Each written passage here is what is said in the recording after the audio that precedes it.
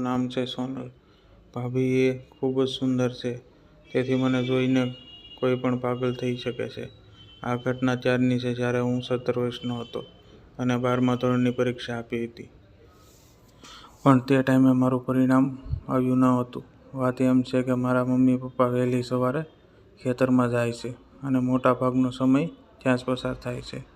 ઘણીવાર તેઓ ખેતરમાં બનાવેલી ઝૂંપડીમાં પણ રાત વિતાવે છે. સાંજે જમવા માટે અમે બેઠા તે સમયે અમે વાતો કરતા હતા અને પપ્પાને મેં કહ્યું કે જો બાપુજી, મારું રિઝલ્ટ સારું આવે તો મને બાઇક લઈ આપવાની. જમતી વખતે પપ્પાએ ખાલી હા એટલું જ કહ્યું. ભાઈએ કહ્યું, હું પણ તને એક મોબાઈલ લઈ આપીશ, પણ સારું રિઝલ્ટ આવે તો. મમ્મીએ કહ્યું કે હું તારા માટે કંઈ પણ વિચાર્યું નથી. તારે કંઈ પણ જોઈએ તો મને કહેજે. જમ્યા પછી બધા પોતપોતાના રૂમમાં જતા રહ્યા અને ભાભી રસોડામાં વાસણ ઘસતી હતી. પછી હું ટીવી જોવા માટે બેસી ગયો. ભાભી પણ થોડી વાર ટીવી જોવા માટે આવ્યા. તે સમયે ભાઈ અને માતા પિતા ત્યાં ન હતા. મેં ભાભીને કહ્યું કે હું જો પાસ થઈ જાઉં તો તમે મને શું આપશો? ભાભીએ કહ્યું, મને તારે જે પણ જોઈએ તે માંગી લેજે. મેં કહ્યું, તમે ફરી તો નહીં જાઓ ને?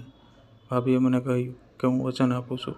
બસ પછી થોડા દિવસોમાં પરિણામ જાહેર થઈ ગયું અને હું પાસ થઈ ગયો અને થોડા દિવસોમાં હું કોલેજમાં એડમિશન લેવા માટે દોડધામ કરતો રહ્યો.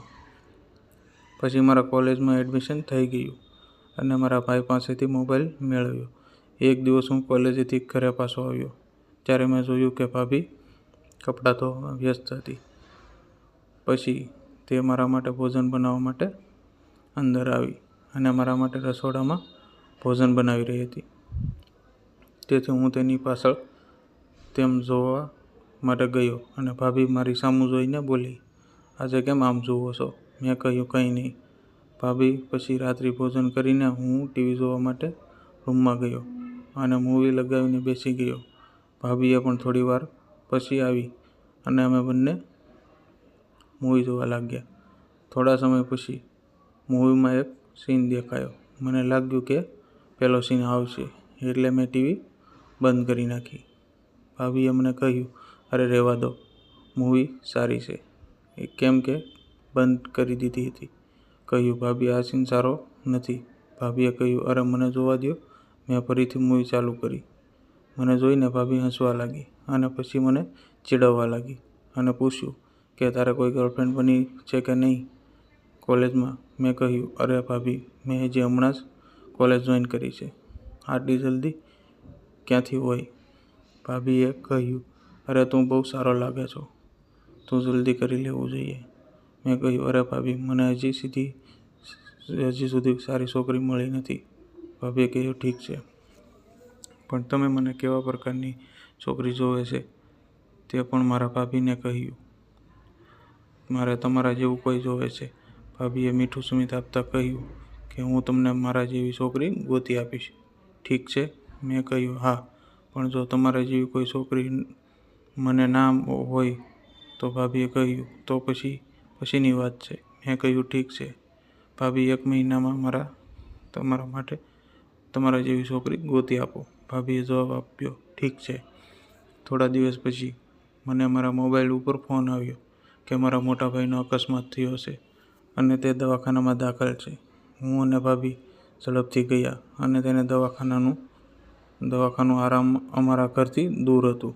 જ્યારે હું ત્યાં ગયો ત્યારે મેં જોયું કે મારા ભાઈ એના પગનો ફાટો હતો અને તેમને મોટા હોસ્પિટલમાં સર્જરી કરાવવાની હતી. ડૉક્ટરે મને કહ્યું કે તારા ભાઈને 1 મહિના સુધી એડમિટ રહેવું પડશે. પપ્પાએ કહ્યું, તું તારી ભાભીને ઘરે લઈને જા. હું તને તારા મમ્મી અહીં રહીશું. મારા એક મિત્ર પણ રહે છે, તેથી તેની ચિંતા કરશો નહીં. હું ભાભીને મારી બાઇક ઉપર લઈને ઘરે આવ્યો. હું મારી ભાભીની સાથે દવાખાને જતો. પછી ભાભીનું જીવન સામાન્ય થઈ ગયું અને થોડા દિવસ ઉદાસ રહ્યો. પછી તે સામાન્ય રહેવા લાગી. ઘણા દિવસ વીતી ગયા અને એક દિવસ મેં મજાકમાં ભાભીને કહ્યું કે તમે તમારું વસન તો યાદ છે ને? અને ભાભીએ કહ્યું, મારા જેવી કોઈ છોકરી મળતી નથી. મેં કહ્યું, પણ મારા માટે તો ભાભી છે. તેને મારી આંખોમાં જોઈ અને કહ્યું, મતલબ? તે ત્યાંથી ભાગી ગઈ અને કહ્યું, તમે તેના વિશે વિચારી વધુ દિવસ વીતી ગયા. તેથી તેણે કહ્યું, આજે આપણે ભાઈને હોસ્પિટલ ઘરે લાવવાનો છે. એટલામાં જ પપ્પાનો મને ફોન આવ્યો અને ફોન કરીને કહ્યું કે ડૉક્ટરે 7 દિવસે વધુ રોકાવાનું કીધું છે. એટલા માટે તમે લોકો ગાડી ના લાવતા. થોડીક વાર પછી મેં ભાભીને કહ્યું, તમારા 2 પ્રોમિસ એકસાથે છે. તેણે કહ્યું, કેવી રીતે 2 પ્રોમિસ? તો મેં કહ્યું, હજુ પરીક્ષા પાસ કરવાના બદલાનું ઇનામ આપવાનું વચન છે. તેણે મને કહ્યું, તારે શું જોવે છે? મેં કહ્યું, મારે તમારી સાથે તે દિવસના ટીવીના સીન જેમ કરવું છે. આ સાંભળીને ભાભી ચોંકી ગયા. તેના ચહેરા પર કાતિલ સ્મિત હતું. ભાભી હસીને ધત એમ કહ્યું અને ભાભીની વાત બદલાતા કહ્યું, મને ખાવાનું બનાવી દો. રાત્રિ ભોજન પછી અગાઉ શું થયું તે જણાવવા માટે આ વિડીયોને એક લાઇક કરી દો અને આવી જ બીજી સ્ટોરી જોવા માટે અમારી ચેનલને સબસ્ક્રાઈબ કરી નાખો. ફરી મળીશું આવતીકાલે એક નવી વાર્તાની અંદર. ત્યાં સુધી આવજો.